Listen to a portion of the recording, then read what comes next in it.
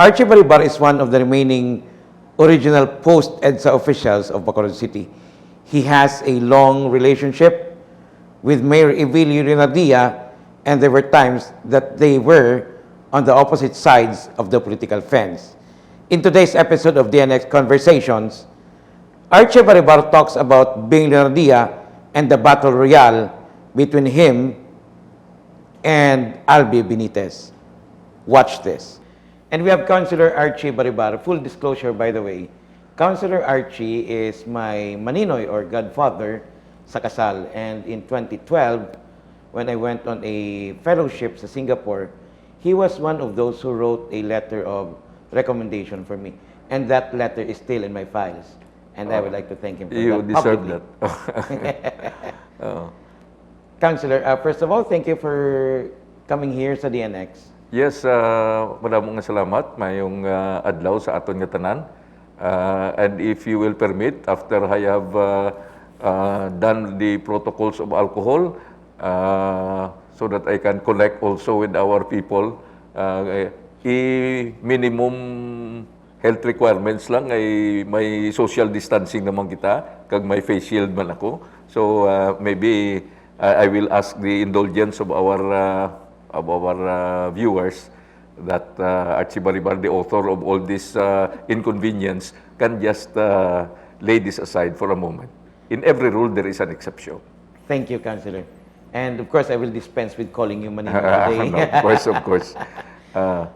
Sir, first of all, there's this phenomena sa Bacolod. Everyone is talking about a battle royale, and that battle royale, they largely assume, because wala pa man mo, would be between the sitting mayor, Bing Renardia, and former Congressman Albi Benitez. And first question would be, should the viewer now, or tanan nga mga pumuluyo, should we get excited about it? We should get discerning about it. The ones who get excited are the ones who are seeing this battle royale in the equation of money. This is royal because money will do the battle for the winner. No? And I think this is a good chance for us na maglantaw. Do we deserve to get our incumbent leaders to continue, or do we deserve an entirely new different and alien administration? No, I have no hesitation kay matag naman sa aton nga bago lang ganit siya nagparehistro diri mo, no? So kabalugi kita nga hindi siya taga diri. This is actually also something sa akon nga mind is a challenge sa aton nga mga pumuluyo. Kay sa pagkamatuod, do kabudlay mag-istorya sang eleksyon sa idalom sang pandemya. Sa ginahambal ko ni sa akon mga upod nga mabudlay subong ang aton role.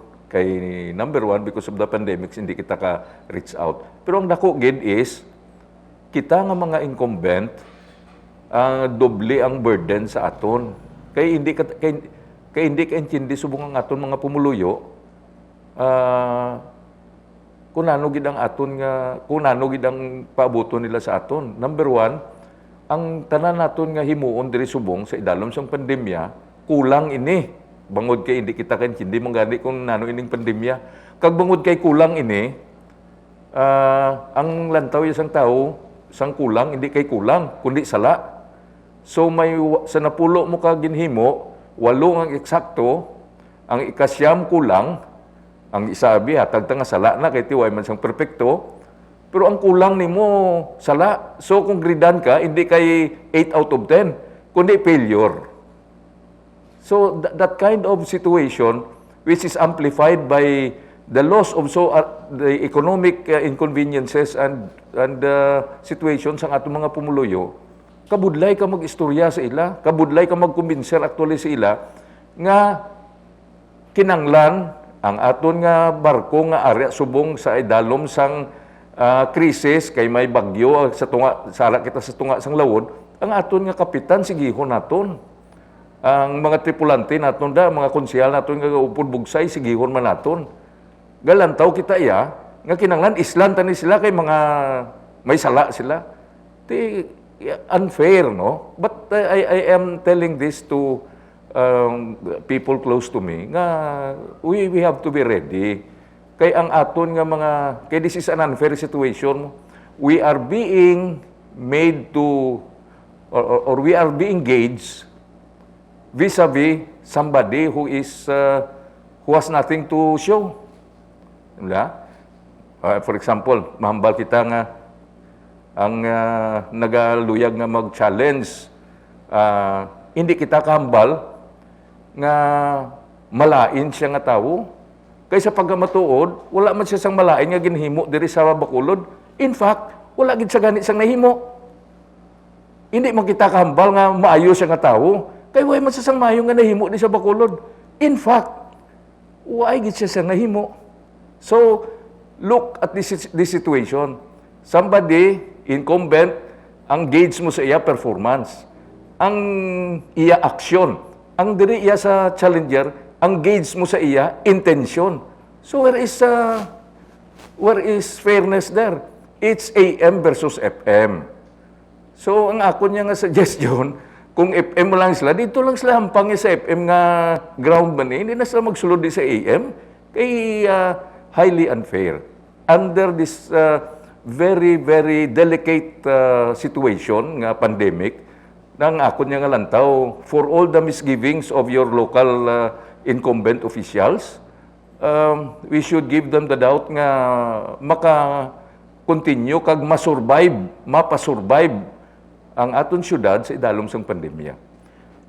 This is a very interesting situation nga ginaplasta mo because it becomes somewhat clear nga subong niya sang una ang ginambal may bintaha ka kung incumbent ka mo. Yes. Kaya tiga-perform ka. But now, you're saying, mas bintaha ka kung bag-o ka lang masulod, kaya ang tao yan ma-judge sa imo ginatanyag. But kung incumbent ka, you are being judged sa imo ginaobra in the midst of a pandemic. Hindi man kay disbintaha o bintaha, kundi ginapakita ko lang ang equation nga hindi amo. But a burden. It's a burden because you are the one who should deliver the basic services under these difficult times. Diba? Very difficult. So, ang tao nga sa subong, madulaan lang sang obra, kulang ang imo ayuda, magmasakit, kulang ang imo pagtatap, kulang ang tanan. It's something very stressful nga hindi ni dali-dali. And yet, ang sad thing about it is we seem to see nga ang Salvador del Mundo amo tong waya sang hinimuan atong may intensyon lang ya. So very to my mind it's not a fair situation. But we have to live with that because we are the incumbents. We only have to explain to our people that number one, we are doing our best. Number two, we are not perfect. Number three, we will survive this together. We ran a story nga ang history actually isang battle royale among them was ang mga slave owners kinapaaway nilang mga negro to a boxing match and ang bilin amo nang winner daw free for all may pelikula man nga battle royale nga kabataan gali nagsanay patsanay but in the current context sa politika ang ginahistoryanta ang gin-point out mo nga bal ka battle royale ang talaksan kwarta mo. Kwarta. Because to my mind, simple gid lang. Ang tanan ni nga ari di sa side sang challenger, nagkalabalda ni tanan mo. Diba? Di siling nila may kwarta man sila. Di naginuwa ang kwarta. Sang ulihi, it's not money, it's the message. Now, what is the message of the challenger now, if I may restate? The message is, I will save Bacolod City because I have the capacity to do it because I have money to spend. And it seems a lot of people who are suffering from pandemic now are buying the idea. Because kung magtaglima kalibo to karon kundi dito sila tanan. But that's only for one day. That's only for one day. But our people, perception in politics, perception is reality. So we have that kind of situation. So but sa istoryahan ay lang ko saluton tan lang ni. Ang message man para sa tao nga maupod siya is join me because with me you can survive because I have the money to protect you. It's all about money. It's my sense is they prop up this champion because he has the money to flood dito. So man sino di magpati nga kung tag-iya ka sang kasino, diba? So but simple yun talang ni papilion lang syudad sa Bacolod under sa pandemya sa lumang ginto o sa bagong tanso, to the old gold or to the new silver. To my sense is we cannot compare apples to oranges. But it seems it's okay to compare apples with oranges if the orange has more money. Interesting, interesting. Now, ang context always, amo nang automatic nga definition mo sang Battle Royale, it's money. Pero iliton tabi sa istoryahan ay kwalifikasyon, track record and experience ang duha, to be fair. Albi Benitez and Bing Leonadia. Ang daganan mayor, nano ang aton mahambal? No point of comparison because the challenger experience is Congress, 9 years. The other is mayor, the present situation. The other one is from third district, from a largely agricultural constituent. You have somebody from the highly urbanized city with a highly a constituent which is very varied and with high literacy ratings. So there is no point of comparison. Ang parameters are different. Different, very different. That is why, to my mind, it becomes interesting only because the other guy has money. Now, you give me a proposition where the challenger has no money. Will that be Battle Royale? Or mapamatian na yan? Nobody will listen because the messaging now, their messaging is money. That's why all those who want to get money are excited. That is why if you ask me, should I join him? I will tell you no, because my first problem when I join him is I will have to explain that I did not join him because I am after his money. That is your first problem. So everyone now who would go to the other side will have to expect what? Money. If they cannot provide that, they will crumble. But I know they can do it. But let's go back, hindi gani istorya kung sino pang madaog subong mo. Kundi ang historical context. Hindi ni first time nga may natabo nga Battle Royale sa Bacolod. You've been a councilor for like what? Since 1995? 95. The first Battle Royale was between Tio Ruming and Junior Montelibano. Which was for That was in 1995. For the I think, no, that was 1992. For the congressional seat? For the congressional seat. And That was the first Battle Royale. That was the time when we have to lift Tio Ruming by chair and place him on stage because on our last day of campaign, there was talk that Tio Ruming passed away. Oo. By the other side, of course. Kaya nakuha na to siya. Kag historically, lang taon mo ang Guanzon versus Montelibano, everything was proxy fight before, down to the barangay level.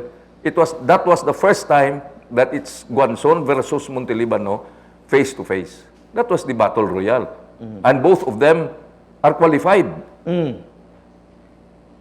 Both of them are from Bacolod. But that was the time nga ang Battle Royale was between Haciendado and Haciendado. Mga tag-iya ganiya sang lagpad nga duta. We cannot avoid that. That is history. That is the flow of history. And then after that, nag-abot si Bing Leonadia. Is it fair to say nga si Mayor Bing is the first mayor to come from the middle class? Not exactly. Because at one time in the past, there was Mayor Cordoba. Ah, okay.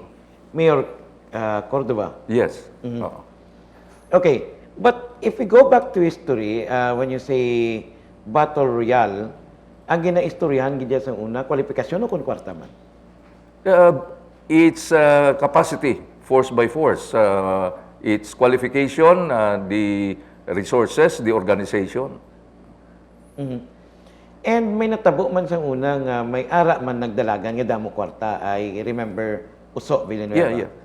That was because there were tons of money, but there was no message. You know, Jules, ang politika, to my mind, hindi ni tanan madala sa kwarta. Dapat may mensahe ka. It's message versus money. It's damo factors. May issues versus imaging. Image lang. May ara sang substance versus skandal. Ano niyang politika ta ng bastusanay ni pagwain isang tanan nga iskandalo o kon anong substance mo bilang isa ka politiko? But ang akon ginaanon diri councilor, what does it say about the psyche of the Bacolod voter? 1986 nagbalik ang demokrasya and we were supposed to learn something about our democracy, but may care, for example, about the budgeting process. As nasubong, wala man. I mean, have we really learned a lot since 1986? Ang akon nga gut feel is ang aton nga ordinary nga mga electorate sees their politician as a good connection. He does not see what is happening, what his politician is doing. He wants to see you because he wants to have a connection with you, because a connection with you would mean access to the resources of the government. But isn't that sad nga ang ginaistoryan tagapon is still by and large patronage politics? This is still patronage politics. We have not graduated it because 80% of our people are poor. So these people in the downstairs have nothing else but to have access to. You know, ang amo na gani ang masubo da kay I learned this very hard. Kabudlay kay kung for example may sumulunod ka, you have a constituent, you will have to cater. Maayo siya nga, sir, pwede ko da ka GO sa imo, cobra sa imo. Ihatag mo na, hustle around ka, you give him the job. Sa nga nag-GO na siya, mambal siya, sir, pwede ko ka-regular. Kung mag-regular na siya, sir, pwede ko ma-promote. Kung hindi mo siya mapapromote, ikaw pang malain. So, this is, I'm not saying to cast aspersions, but this is what is happening. You cannot satisfy your very own people all the time. That is why kung mag-grading kita, sa napulo, 8 ng correct mo nga sabat, sa ikasyam kulang lang, sa ikapulo, abi, butang ta, sala na yung kapulo, kay masala ka manggid mo. Ang grade sa mo hindi kay 80, ang grade sa mo failure. So is it that unfair? But we have to live with that. We have to live with that. In short, but what I am saying is, this is now time for our people to be more discerning. We have a lot of grounds to use as a basis for discernment. If ever it is true that a challenger will come from the outside. Now, can we imagine a leader who does not have any classmate here in Bacolod City?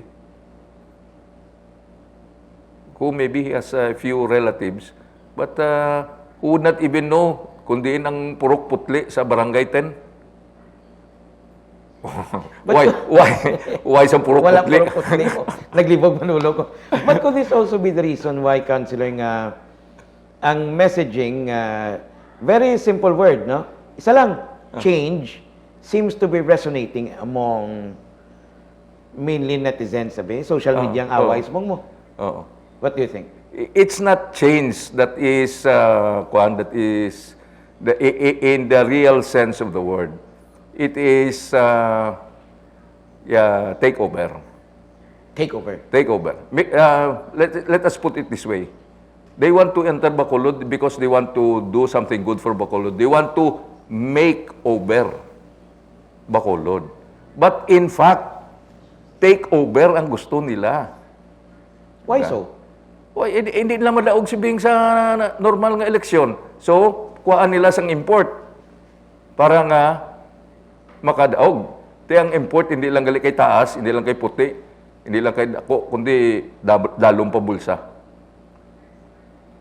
But that would make former Congressman Albi a simple placeholder, magamuna. No, not exactly. Not exactly. Because he is a willing protagonist. Diba? Ang ako na nga panglantaw is, si Mr. Protagonist has nothing to prove himself. He has climbed all the mountains. Only one mountain remains to be climbed. That is the mountain in Bacolod City. But how would you make of that? Of course, he has done a lot of political achievements. Economically, damo man siya achievements. Bilyonaryo, in fact. But what do you think motivates a person like that nga maglagan diri? It's political hubris. Political hubris. Oh, it's not an act of charity. He is not doing social work here in Bacolod City. That is why he's coming over. No, definitely not. Political hubris is kind of kind of very definitive, no? Could you kindly define for those who don't? Hindi, simple yun, na lang political pride. Political pride. Oo, na. Although ang hubris is better sounding. Oo, diba? Political pride. Oh, amo na blang hambal ko, ang tanan nga bukid, naubos siya na saka. Way na sa kinanglan pang iprob. Ang isa na lang kang way masaka. So, diri sa syudad sa Bacolod, amo ning sakaon niya. For a sense of contentment? Maybe sense of esteem or pride or what. But that would be very expensive. That's expensive. That's expensive. But I don't think people who are schooled in gambling finds that expensive. You know, people whose DNA is gambling can always spend money left and right like water. That would be very brave. That will be very beneficial to his minions here because they will be the direct beneficiaries. But if we are to talk about achievements, no, kaya gina-compare si Mayor Bing, but again, as you have said, there's no point of comparison. AM ang isa, FM ang isa Mansanas, isa Bayabas. Okay. Ikaw, may point man yung nag-away ka mo ni Mayor Bing eh. In fact, opposite political camps ka mo. Yes. But through the years, tanong imo yung appreciation sa iya na obra? You know, Abian Julius, sang pagsugod ko gid sa politika, abi ko anay kay abogado nako for several years, kag naging konsehal ko, balaan ko na tanan, di ba? Damo pagli ko sang way na balaan. Ang isa sang later ko nga realization is I never was able to distinguish friendship from alliance. Pag upo na mo ni Mayor Bing, ang kabig ko sa iya is not only my political friend, he is my friend. So, pag upo na mo dinalagan sang 2004, I was ready to take the bullet for him. Why so? Because I believe. And because friend gani ang pagkabig ko eh. Why ko kakita nga ining aton nga panglakaton sa politika, lain man yang friendship, lain man yang alliance. So, sa alliance you will have to survive on your own.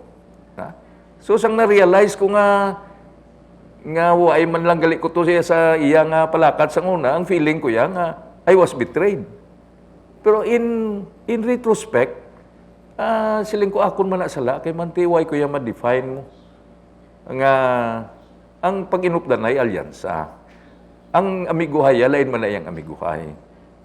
So, I should have been able to, pwede nga amigo ko ang isa katawo, pero ang isa katawo ya, hindi man niya amigo pagkabigi sa akon. And because of that, taas ang akong expectation sa iya, nga sala iya ang akong expectation. So I now, I'm past that, no? I'm past that.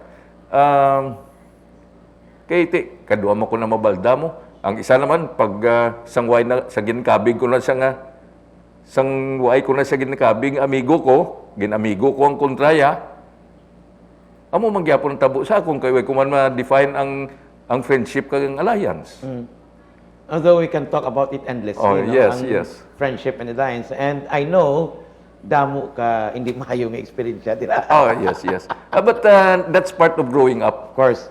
And kay inag istorya ta before the interview, you know, nga kabalo man ko, nga may damo man ko nagyan pati sina, no? But being Leonardia is a friend Yes, and an ally. and an ally. If you are to judge him as mayor, nano yung imo paglantaw? Sa imo nga abyan? If he is my friend, no, I will give him 90 because I will accommodate that he cannot be perfect. If he is my ally, I will rate him as 80 because I will accommodate that he can make a mistake and he can make incomplete achievements. So that's and ang sa inistoryanay is ang journey sa governance, you will have to look for people who can make you grow, make you grow. Ang battle cry mo is change but since 1995, and I don't know if this is validated nga, it was Bing Leonardia who first ran with a clear platform of government, ang agenda for change. Yes. One of those who crafted it, kung hindi ko magsala, was the now dead journalist Eli De Los Santos, and ang isa si Tony Co, and then ang isa was Billy Quanzon. Yes.